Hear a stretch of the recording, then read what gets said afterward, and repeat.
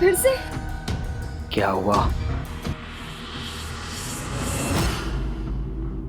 Mummy को बता दूंगा, मम्मी को बता दूंगा। ये पापा और चिकना का की पप्पी। केवल केवल? केवल केवल तू जो मांगेगा ना तेरे को मिलेगा। सच्ची? सच्ची।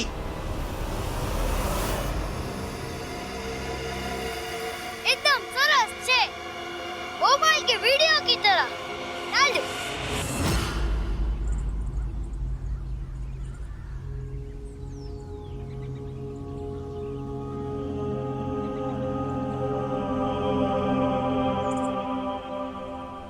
हेलो,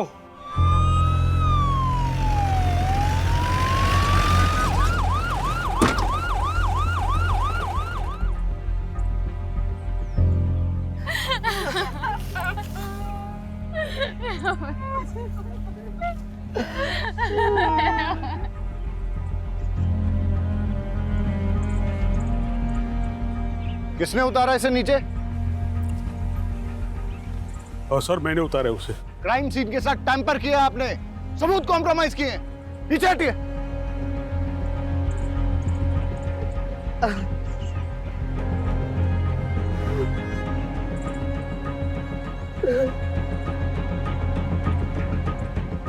आप पेरेंट्स हैं इसके? छोटा सा बच्चा कैसे? मेरे केवल को कुछ प्रॉब्लम नहीं थी। इसे तो ये भी नहीं पता था कि सुसाइड क्या होता है सर। बॉडी को पोस्टमार्टम के लिए भेज दो।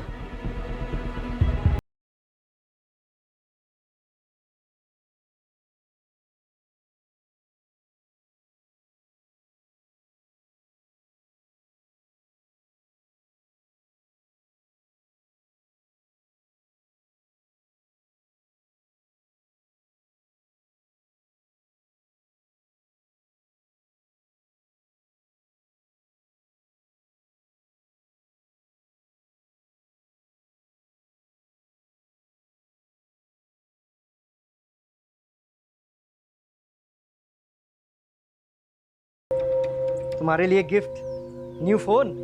सच पापा? यस। Thank you. सर यहाँ देखिए। लेकिन हम मर्डर भी रूल आउट नहीं कर रहे। आपको क्या लगता है, अगर ये मर्डर है तो किसने किया होगा? कुछ समझ नहीं आ रहा है। मेरे पोते को भला कोई क्यों मारेगा?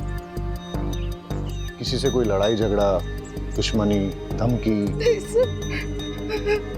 आपकी फैमिली में कौन कौन है? मैं पारुल, पीयूष की पत्नी। हमारे 2 बच्चे हैं, मानस और लेखा। केवल की लाइफ में कोई कॉम्प्लिकेशंस थी? नहीं सर। क्या उसे कोई परेशान कर रहा था? सर मेरा नाम है जयदीप, सब मुझे यहाँ पे जेडी कह के बुलाते हैं, और ये मेरी वाइफ है जिग्ना। आप लोगों को क्या लगता है मर्डर किसने किया होगा? हमने तो कभी सपने में भी नहीं सोचा था कि हमारे परिवार में ऐसा कुछ होगा। हादसा और गुनाह हमेशा दूसरों के साथ नहीं होते, कभी अपने भी इसकी चपेट में आ जाते हैं। आपको किसी पे शक? पता नहीं सर, केवल किस बात से इतना परेशान था। परेशान था? क्यों? क्या वजह थी? पता नहीं, पर मुझे ऐसा लग रहा था कि कुछ दिनों से वो बहुत परेशान है। कहीं उसने खुद ही तो। आपको ऐसा क्यों लगता है कि केवल ने खुद ही? आपने उसके मोबाइल में वो वीडियो देखा ना सर? यही तो प्रॉब्लम है, इंटरनेट पे अच्छी चीजों के साथ साथ बुरी चीजें भी अवेलेबल हैं। इसीलिए तो समझदार माँ बाप बच्चों की अच्छी परवरिश के लिए उन्हें मोबाइल खरीद कर ही नहीं देते। हमारी समझदारी पे जाएगी तू? तू सिखाएगी मुझे परवरिश? फोन ने नहीं, तेरी बुरी नजर ने मार डाला मेरे केवल को। और साहब, मेरा केवल कुछ परेशान नहीं रहता था। तुझे क्या लगता है मुझे पता नहीं चलेगा? जानबूझकर पुलिस को कुछ भी बोली जा रही ताकि उनका शक तुझ पे ना जाए। मुझे सब पता है, तूने मार डाला मेरे घर का। बोल क्यों मारा? बोल क्यों?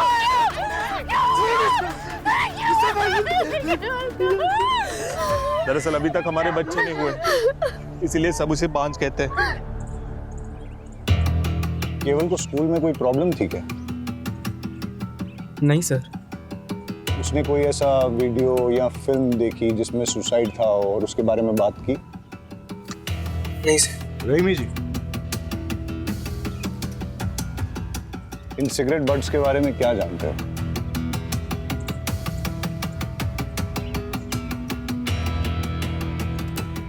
नहीं सर, कुछ भी नहीं। ये आप में से किसी की स्कूल ड्रेस के बटन्स हैं, रिबन है? हाँ सर, कल जब राशि स्कूल से आई थी तब उसके साथ एक ही रिबन था और सर वो भी फटा हुआ था। आप लोग इसी रास्ते से रोज स्कूल जाते हो अकेले? सलोनी, घबराओ मत, बताओ मेरे को। एक बार केवल भैया ने कहा था हम सब तो डरते रहेंगे, आज नहीं तो कल हमें इन डेंजरस लड़के से लड़ना तो पड़ेगा ना। वो कौन लोग थे? सलोनी बेटा, इधर आओ मेरे पास। देखो, मैं पुलिस हूँ और पुलिस वाले सबकी मदद करते हैं। जो बच्चों को परेशान करता है उसको पनिश भी करते हैं। अब आप मुझे बताओ कि कल क्या हुआ था? हम सब लोग स्कूल से आ रहे थे। मैं इस रास्ते से नहीं जाऊंगी। आज कोई नहीं है, चल। नहीं, ऐसे रोज रोज हम लंबे सड़क से नहीं जा सकते, इसलिए कुछ करना पड़ेगा। क्या करना पड़ेगा? सब अपने अपने जेब में पत्थर डाल दो।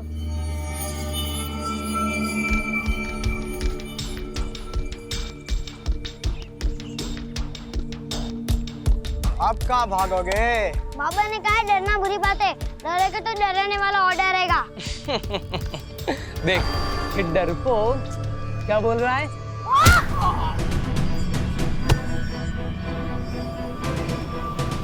रुक, अब देखना हम तुम्हारा क्या करते हैं। Just wait and watch. कौन थे वो लोग जिन्होंने आप लोगों को धमकाया था? वो अपने आप को 3 आवर्स कहते हैं। We are 3 hours. Raman, Rohit, Rahul. केवल बहुत ही स्पिरिटेड लड़का था, लगता नहीं है उसने सुसाइड किया होगा। क्यूरियोसिटी सर, इस एज में बच्चे बहुत क्यूरियस होते हैं, हर नई चीज़ ट्राई करना चाहते हैं। केवल ने भी out of curiosity suicide video देखा होगा, थोड़ी देर रस्सी से लटक के उतरने वाला होगा, लेकिन एक्सीडेंटली रस्सी गले में फंस गई, सिचुएशन आउट ऑफ कंट्रोल हो गई और उसकी डेथ हो गई होगी। पाठक सर, मैं सुसाइड और मर्डर के दोनों ऑप्शंस ओपन रखने चाहिए। केवल को धमकाने वाले भले 14-15 साल के लड़के थे, लेकिन इस उम्र में भी लड़के भयंकर क्राइम करते हैं। इन तीनों आवर्स की कुंडली निकालते हैं, सवालों की बौछार करते हैं और सच सामने आ जाएगा। सो 3 आवर्स। रमन, रोहित, राहुल, तुम लोग इनोसेंट हो? आंसर मत देना। तुम लोग ये वाली सिगरेट पीते हो?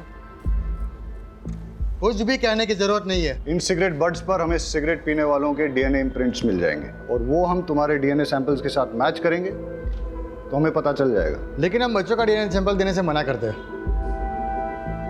अभी बच्चों ने जो पानी पिया है उसमें हमें इनके डीएनए इम्प्रिंट्स मिल गए। इंस्पेक्टर, आप ऐसा नहीं कर सकते। नहीं, हमने क्या किया है, हमने तो सिर्फ बच्चों को पानी पिलाया।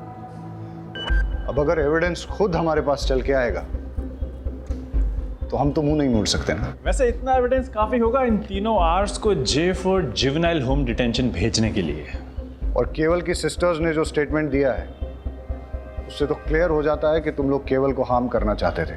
पर हमने केवल को नहीं मारा है। Prove it. ये क्या बात हुई? इन्हें कुछ भी प्रूव करने की जरूरत नहीं है। वकील साहब, ये मोबाइल केवल का है और इसमें हमें वो मैसेजेस मिले हैं जो तुम लोगों ने केवल को भेजे। रमन, तुमने मैसेज भेजा सिस्टर्स के सामने सुपर हीरो बनता है, अकेले में मिल।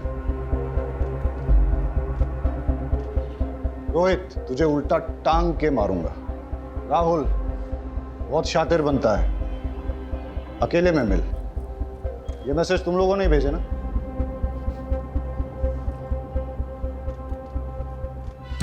और तुम हाथ दिखाओ अपना। ये वो बाइट मार्क है ना जो केवल ने तुम्हें दिया जब तुम्हारी उसके साथ झड़प हुई थी। इतने सबूत काफी हैं तुम लोगों को थ्रेट, अब्यूज और मर्डर का सस्पेक्ट साबित करने के लिए। और अगर प्रूव हो गया ना तो बहुत लंबे के लिए अंदर जाओगे। लेकिन कल रात जब केवल ने सुसाइड किया तो हम 3 तो होमवर्क कर रहे थे। तुम्हें कैसे पता कि ये दुर्घटना कब हुई थी? रात को ही हुई होगी ना। नेक्स्ट डे हम सबको न्यूज़ मिली, स्कूल ने डे ऑफ अनाउंस किया था। बेटा, तुम्हें कैसे पता ये सुसाइड है, मर्डर नहीं है? वकील साहब, फिलहाल तो आप इन लोगों को ले जा सकते हैं और इस केस में इनके माँ बाप से आप बहुत पैसे भी कमा सकते हैं। लेकिन अगर इन लोगों ने क्राइम किया है तो ये बच नहीं पाएंगे।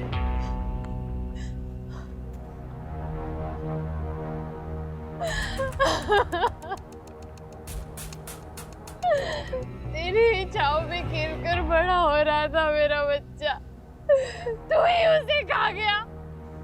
क्यों? केवल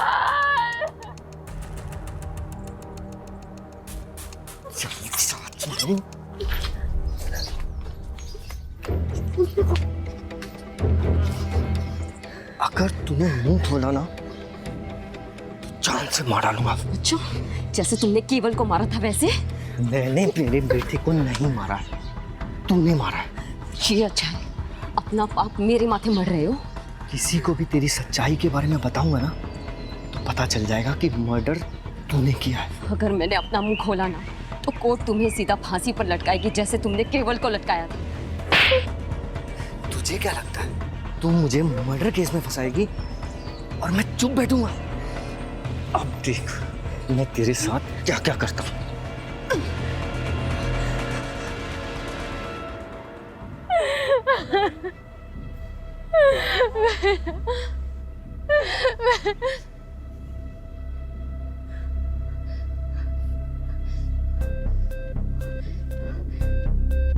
मेरे बच्चे को तो खा गई, अब यहाँ पे तमाशा देखने आई है?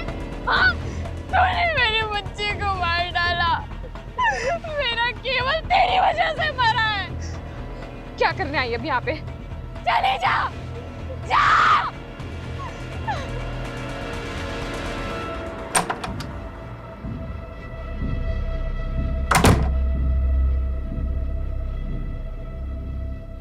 इतने अर्जेंट में क्यों बुलाया? ऑफिस का सारा काम छोड़कर आया हूँ। एक सरप्राइज देना है।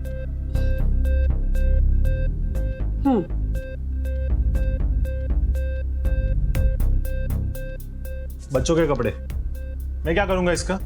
आप ही है ना, समझते ही नहीं है।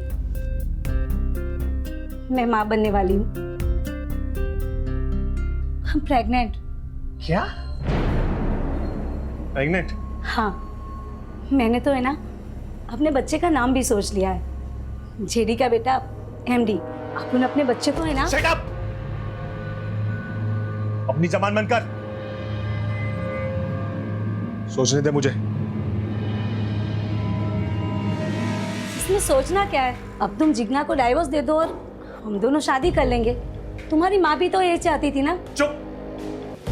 ये बच्चा मेरा नहीं है। अच्छी तरह से जानता हूं मैं तुम जैसी औरतों को। पता नहीं किस किस के साथ जाकर अपना मुंह काला करके आई हो। और जब कांड हो गया तो बिल मेरे सर पर फाड़ना चाहती हो? हाँ? ये बच्चा मेरा नहीं है। ये मत सोचना कि मैं तुम्हारी बीवी की तरह तुम्हारी सारी बदतमीजियां सहूंगी। अगर मैं दिलो जान से प्यार करना जानती हूँ तो अपना हक लेना भी जानती हूँ। तुम्हें मुझसे शादी करनी पड़ेगी और अपनी जिम्मेदारी भी निभानी पड़ेगी, वरना क्या? हाँ? बोलना।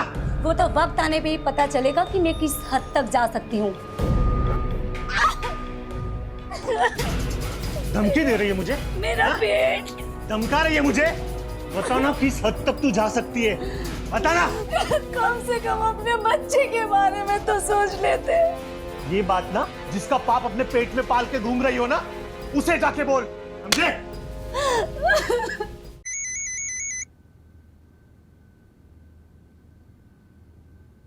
तुम्हें बताया था ना कि जब तक गुड न्यूज़ ना हो मुझे फोन मत करना। गुड न्यूज़ ही बैड न्यूज़ बन गई है। आपके बेटे जेडी से मैं प्रेग्नेंट हो गई हूँ और वो इसे अपना बच्चा मानने से इनकार कर रहा है। सुनेत्रा शांत हो जा, रोना मत। अरे जयदीप थोड़ा बोखला सा गया है। आप ही बताइए मैं क्या करूं? एक काम कर, डीएनए टेस्ट करवा ले। एक बार पता चल जाए कि तेरे बच्चे का बाप जयदीप ही है, बाद में कोई कदम उठाएंगे। जी जी।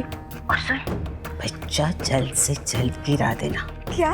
घर में इतना बड़ा हादसा हो गया है, मेरे पोते की मौत हो गई है और ऐसी हालत में शादी ब्याह तो नहीं कर सकते ना। और मैं नहीं चाहती कि हमारे खानदान के बेटे की समाज में इधर उधर बात होए कि मेरा जयदीप ने लड़की को शादी से पहले ही प्रेग्नेंट कर दिया। और वैसे भी जिज्ञा से डिवोर्स लेने में थोड़ा टाइम लगेगा ना, ठीक है?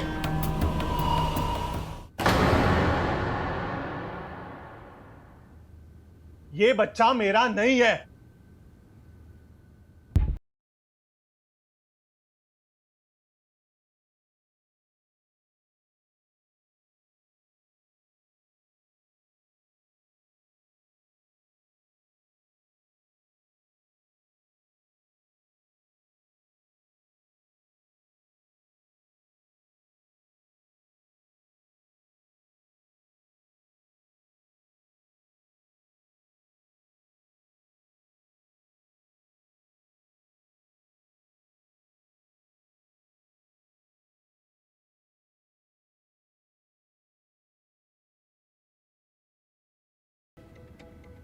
शादी के लिए बड़े बुजुर्गों के आशीर्वाद चाहिए। जब भी माँ कहेगी घोड़ी चढ़ लेंगे। तो ऐसा करो ना, एक आध बार मुझे अपने घर ले जाओ। वैसे भी मुझे तुम्हारा घर देखने का बड़ा मन कर रहा है।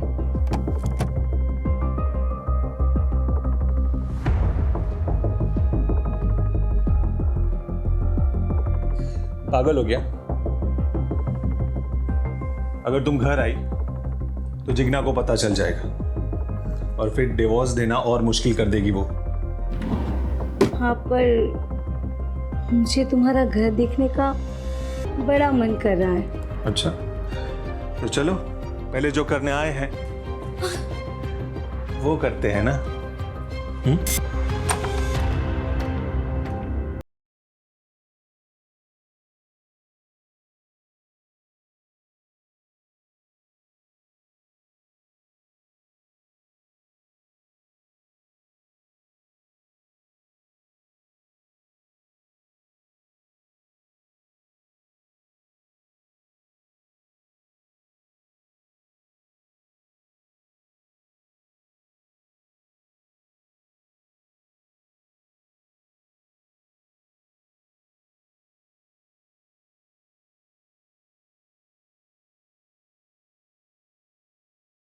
गला चोक होने की वजह से हुई है। और सर, केवल की पीठ पे बेल्ट से मारने के कुछ ताज़े और पुराने निशान पाए गए।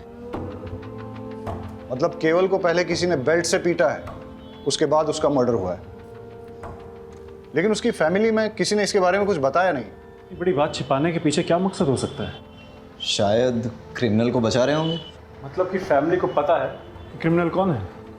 अब तो उस फैमिली से मिलके ही दूध का दूध और पानी का पानी होगा।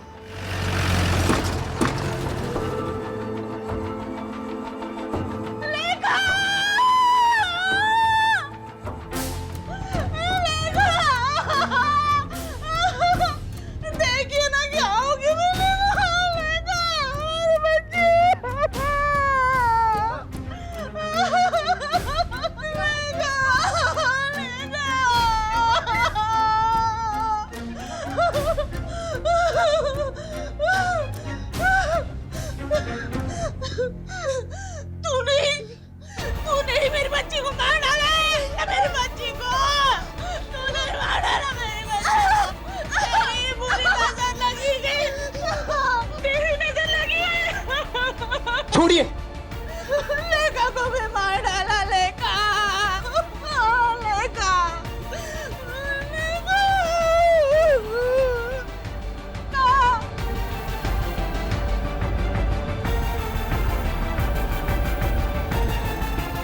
सर, मैंने किसी को नहीं मारा है।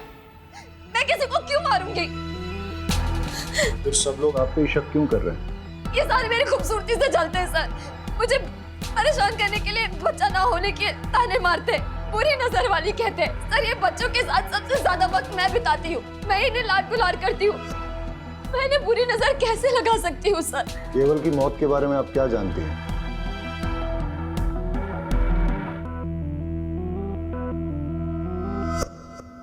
केवल को बेल्ट से कौन मारता था? फिर से क्या हुआ? मम्मी को बता दूंगा। मम्मी को बता दूंगा। केवल केवल केवल तू जो मांगेगा ना तेरे को मिलेगा। केवल का मुंह बंद करने के लिए दीपेन ने पहले केवल को मोबाइल दिए, फिर चॉकलेट, फिर टॉयज और न जाने क्या क्या, लेकिन फिर भी केवल कई बार कह देता था कि वो जाकर सब कुछ अपनी मम्मी को बता देगा। और सर इसीलिए दीपेन ने केवल को। तो आप ये कह रही हैं कि एक छोटे बच्चे के ब्लैकमेल से थक के, डर के मारे दीपेन ने उसे फांसी पे लटका दिया, और आप ये भी कह रही हैं कि दीपेन का आपके प्रति आकर्षण एक तरफा था, आपकी तरफ से कुछ नहीं था। चलो अगर इस बात को मान भी लेते हैं, आप ये बताइए फिर लेखा को किसने मारा और क्यों मारा? सर लेखा के बारे में मुझे कुछ नहीं पता। आपको कुछ नहीं पता है तो चलिए मैं बता देता हूं। लेखा की बॉडी जिस बेड पे मिली उस पे चंदन और फूल मिले, और लेखा की बॉडी से चंदन और धूप की स्मेल आ रही थी। ऐसा लगता है उसे किसी पूजा की विधि में शामिल किया गया था। इस बारे में क्या जानती हैं आप? इस बिटिया की पवित्र आत्मा ऐसे ही एक भोले और मासूम जीव को आकर्षित करके आपकी कोख में स्थापित करेगी और आपकी गोद भरी हो जाएगी, आप भी माता बन जाएगी। लेकिन सर पूजा विधि खत्म होते ही मैंने उसे सही सलामत उसके बिस्तर पर लिटा दिया था। मैं आपसे आखिरी बार पूछ रहा हूं, क्या आपने इस पूजा विधि के लिए लेखा की जान ली? सर मैंने लेखा को नहीं मारा है, मैंने उससे कुछ नहीं किया है। देखिए अगर आप नहीं बताएंगे तो मेरे पास और कोई रास्ता नहीं रहेगा। लेके जाइए इनको। सर मैंने कुछ नहीं किया सर, सर मैंने कुछ नहीं किया। आप उस जिग्ना के कहने पर मुझ पर इतना गंदा आरोप कैसे लगा सकते हैं? बहुत गिरी हुई औरत है वो। बस जितना पूछा जाए उतना ही बताओ। सच ये है कि तुमने जिग्ना के साथ गलत हरकत की और केवल ने तुम दोनों को देख लिया। वो किसी को कुछ बोल न दे इसलिए तुमने उसे बेल्ट से मारा, और तब भी जब वो नहीं माना तो उसका मुंह हमेशा के लिए बंद करने के लिए तुमने उस पेड़ पर रस्सी से टांग के उसको मार डाला। आ गए ना आखिर अब उस शातिर औरत की बातों में। अरे मैं तो बेल्ट पहनता ही नहीं हूँ, मैं सिर्फ कुर्ता पजामा पहनता हूँ। आप चेक कर लीजिए। आपके बड़े भाई की बेटी लेखा, उसको किसने और क्यों मारा? उसको भी उस जिग्ना नहीं मारा होगा। अरे बच्चा पैदा करने के चक्कर में पता नहीं क्या तंत्र मंत्र विद्याएं करती फिरती है, पता नहीं किन किन बाबाओं के पास जाती है। ऐसा ही कुछ करने के चक्कर में उसने उस बच्ची की जान ले ली होगी। तुम और जिग्ना एक दूसरे पर आरोप लगा रहे हो, लेकिन मैं ऐसा भी तो सोच सकता हूं कि केवल की ही तरह लेखा ने भी तुम दोनों को एक साथ देख लिया और फिर उसका मुंह बंद करने के लिए तुमने उसकी जान ले ली। तुम ये जो कहानियां मुझे सुना रहे हो ना, ये मत सोच लेना कि मैं इन पे विश्वास कर लूंगा। पुलिस के लिए जितनी बड़ी सस्पेक्ट जिग्ना है उतने ही तुम भी, और ऐसा भी हो सकता है कि तुम दोनों ने मिलके एक क्राइम किया हो।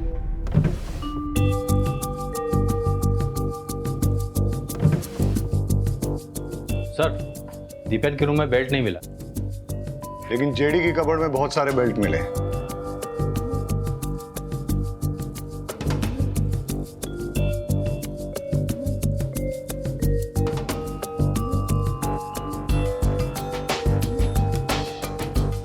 इस पिलो की हालत, लगता है तो चाकू मार मार के किसी ने अपना गुस्सा निकाला है, या फिर वाकई में किसी ने किसी पे चाकू से वार किए हैं जो इस पिलो में लगे हैं। मतलब सर 2 बच्चों के मर्डर हो चुके हैं और तीसरे को मारने की कोशिश की गई है। रहीमी, जेडी को बुला के लेके आओ। यहाँ पर किसी पे चाकू से जानलेवा हमला हुआ है।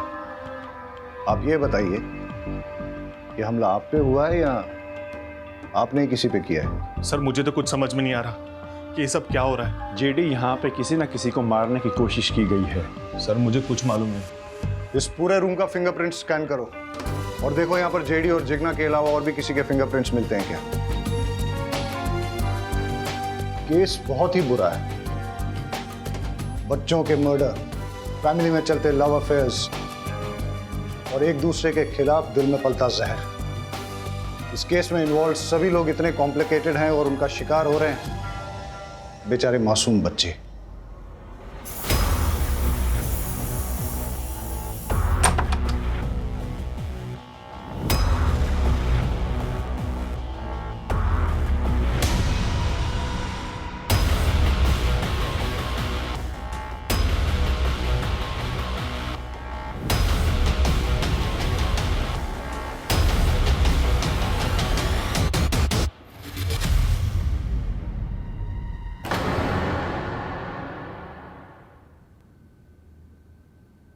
ऊपर तो नहीं है राशि। ऊपर नहीं है? हाँ। क्या हुआ? फिर मैं ऊपर रूम में देखा, राशि कहीं मिल ही नहीं रही है। अरे बाहर खेल रही होगी, रुको मैं देख कर आता हूँ। राइट, मैं ऊपर छत पे देखता हूँ। मैं आंगन में देख के आती हूँ, आंगन में ही होगी। मैं भी चलता हूँ, चल। इसका दूध रखा है यहाँ पे, आई नहीं। राशि तो आंगन में नहीं है। राशि ऊपर छत पे भी नहीं है। अरे राशि बाहर भी नहीं है।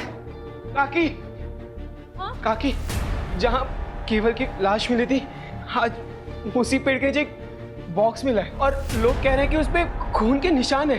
क्या?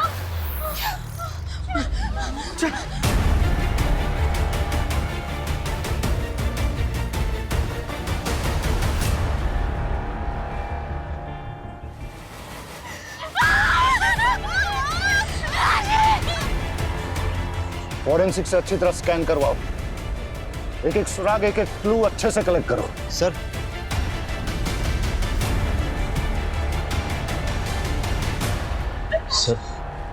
सर लेखा की पोस्टमार्टम रिपोर्ट आ गई। लेखा की बॉडी में नींद की गोलियों के ट्रेसेस मिले हैं, लेकिन उसकी डेथ सफोकेशन से हुई है। किसी ने उसकी नाक मुंह दबाकर सफोकेट करके उसे मार डाला। और सर जेडी के कपबोर्ड से कुछ ऐसे फिंगरप्रिंट्स मिले हैं जो घर के किसी भी सदस्य से मैच नहीं होते। अब उस कातिल तक पहुंचने के लिए हमारी आखिरी उम्मीद है इस बॉक्स से मिलने वाले क्लूज। सर राशि की बॉडी जिस बॉक्स में मिली है उस पर लगे सारे ब्लड ट्रेसेस राशि के हैं। और सर उस बॉक्स पे कुछ ऐसे फिंगरप्रिंट्स मिले हैं जो जेडी के रूम में मिले फिंगरप्रिंट्स के साथ मैच होते हैं। ऐसा कौन हो सकता है जो जेडी के रूम में भी गया और जिसने राशि को मार के उसे बॉक्स में भर के केवल की मर्डर साइट पे छोड़ दिया? हो ना हो ये सारे केसेस एक दूसरे के साथ जुड़े हुए हैं। इन सब के पीछे या तो एक मोटिव सेम है, या क्रिमिनल सेम है, या दोनों सेम है। हम आपके दुख को समझते हैं। पहले केवल, उसके बाद लेखा और अब राशि, तीन बच्चों का मर्डर हुआ है। हम अपनी तरफ से इन्वेस्टिगेट कर रहे हैं, लेकिन आप लोग हमें सब कुछ खुल के नहीं बता रहे हैं। देखिए, जिग्ना के खिलाफ हमें कोई पुख्ता सबूत नहीं मिला है, लेकिन आप में से ही कुछ लोगों ने उस पर शक जाहिर किया है। इसलिए जब तक ये इन्वेस्टिगेशन पूरी नहीं होती हम जिग्ना को कस्टडी में ही रखेंगे। अच्छा है, बला टली, अब शकुनी कहेंगी।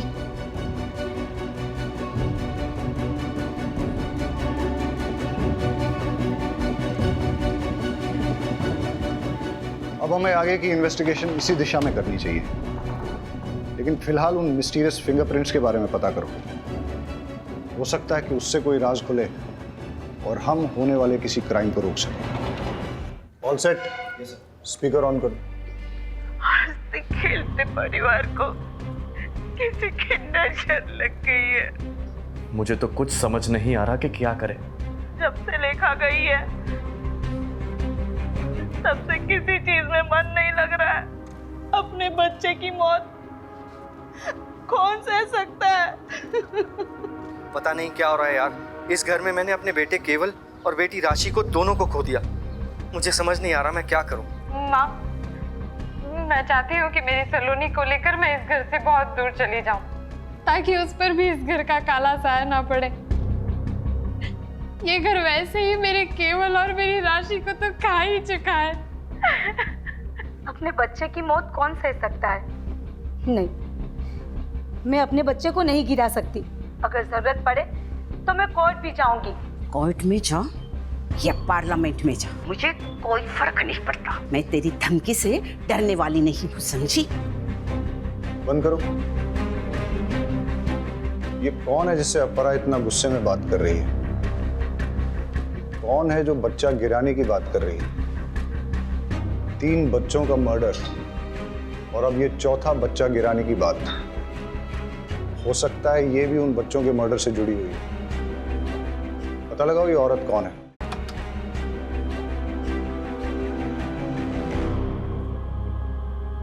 चेक करो।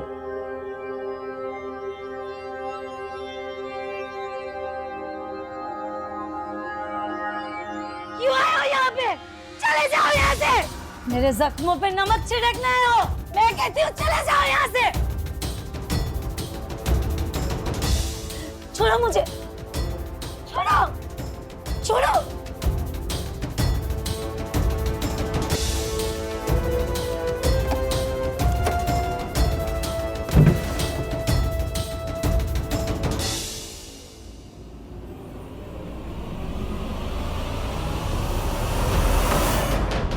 सर सर ये चाकू मिला। चलो। सर आप अपरा से किस बच्चे को गिराने की बात कर रही थी? और ये केवल, लेखा और राशि के मर्डर के बारे में क्या जानती हैं आप? और वैसे आपका इस परिवार से क्या संबंध है? अपरा जी मेरी दूर की रिश्तेदार है। मम्मी डैडी के गुजर जाने के बाद मैंने अकेले ही बड़ी मुश्किल से मैनेज किया। अपरा जी ने अपने बेटे जेडी से मेरी शादी करवाने का वादा किया था, लेकिन उनकी एक शर्त थी। मुझे जयदीप के बच्चे की माँ बन सके ऐसी बहू चाहिए, और मेरी नज़र में तू, अगर तू शादी करके मेरे घर में आएगी तो तुझे खाने पीने, रहने, कपड़े, जेवर की कोई कमी नहीं होगी। लेकिन हाँ, इससे पहले तुझे साबित करना होगा कि तू माँ बन सकती है। बिना प्रेग्नेंट हुए मैं तेरी शादी करके अपनी बहू तो नहीं बना सकती ना। बस इतना ही? हाँ सर। शायद आप भूल गई हैं कि आपके घर के बाहर एक सीसीटीवी कैमरा है। उसकी फुटेज हमने चेक की।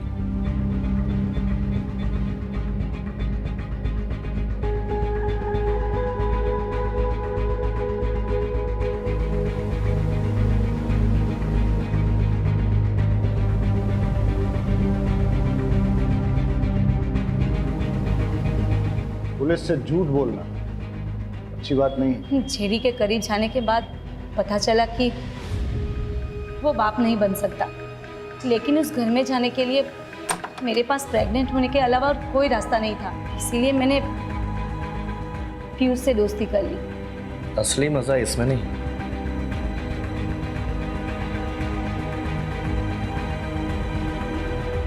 इसमें। पीयूष मेरे लिए दीवाना हो गया और मैं बच्चे के लिए उससे प्रेग्नेंट हो गई। बस दीपेन से जिग्ना प्रेग्नेंट ना हो जाए, और अगर हो गई मैं उसकी पोल खोल दूंगा। किसी भी हालत में मैं तुम्हें प्रेग्नेंट करके अपने भाई जेडी की बीवी बना के अपने घर में लेके आऊंगा, ताकि अपनी आशिकी जिंदगी भर चलती रहे। मैंने जेडी को बताया कि ये तुम्हारा ही बच्चा है, लेकिन जेडी भरोसा ही नहीं कर रहा था। मैं परेशान हो गई थी। ऊपर से अपराजी बोल रही थी कि मैं इस बच्चे को गिरा दूं। उनकी फैमिली में चल रही प्रॉब्लम जब तक सॉल्व नहीं हो जाती, वो मेरे बारे में सोच भी नहीं सकती। मेरा तो दिमाग घूम गया था। और इसीलिए आपने चाकू उठाया और अपरा के घर में घुस गई जिग्ना को मारने।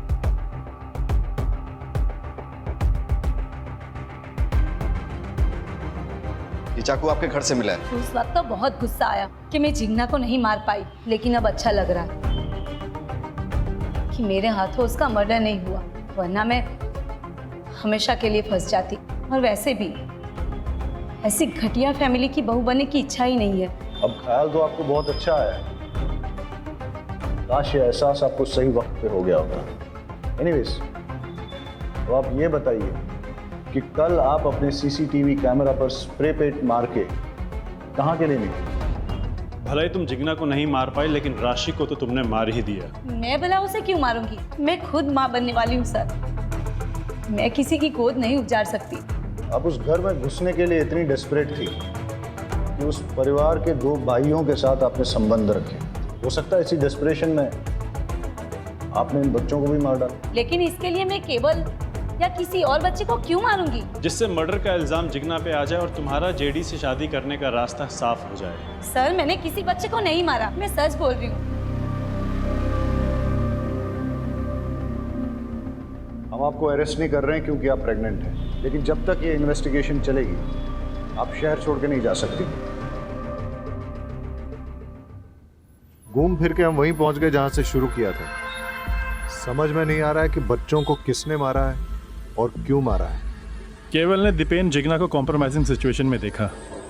हो सकता है दीपेन और जिग्ना ने अपनी इज्जत बचाने के लिए उसका मर्डर कर दिया हो, पर लेखा, उस बेचारी को कोई क्यों मारेगा? सर, अगर मान लिया जाए कि जिग्ना ने लेखा को मारा है तो उसका मोटिव क्या हो सकता है? इधर इट्स अ ह्यूमन सैक्रिफाइस, या लेखा ने भी दीपेन और जिग्ना को देख लिया था।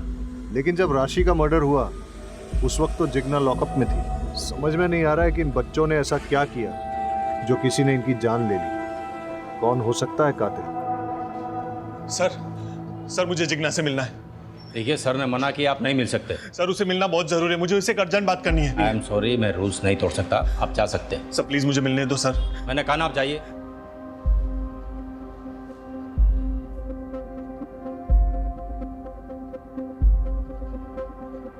Hello sir. जेडी आया था? जेडी आया था अभी जिग्ना से मिलने के लिए, लेकिन मैंने उसे मिलने नहीं दिया। इंटरेस्टिंग। जय कहाँ है? सर आपके इंस्ट्रक्शंस के मुताबिक वो सस्पेक्ट के पीछे गए नजर रखने के लिए। Okay sir.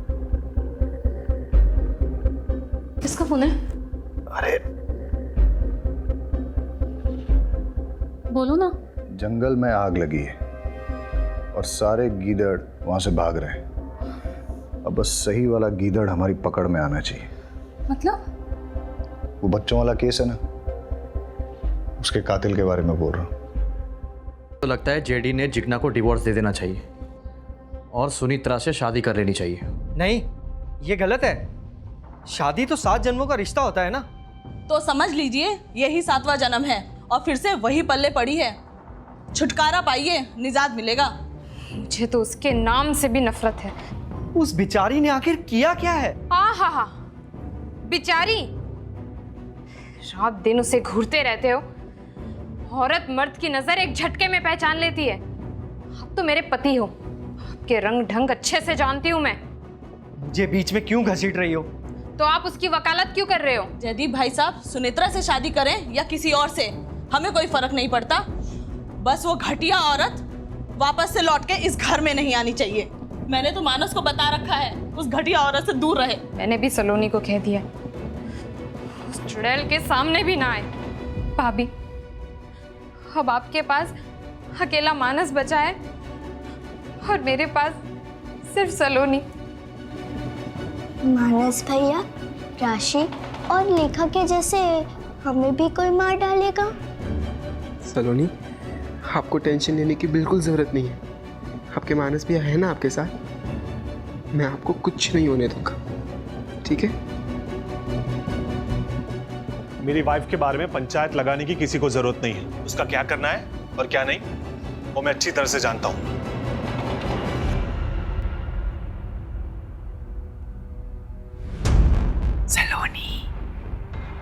सलोनी।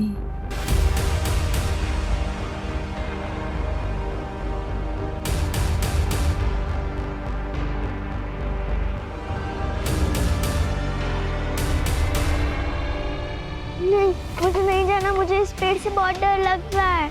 सलोनी, मैं हूं ना, कुछ नहीं होता।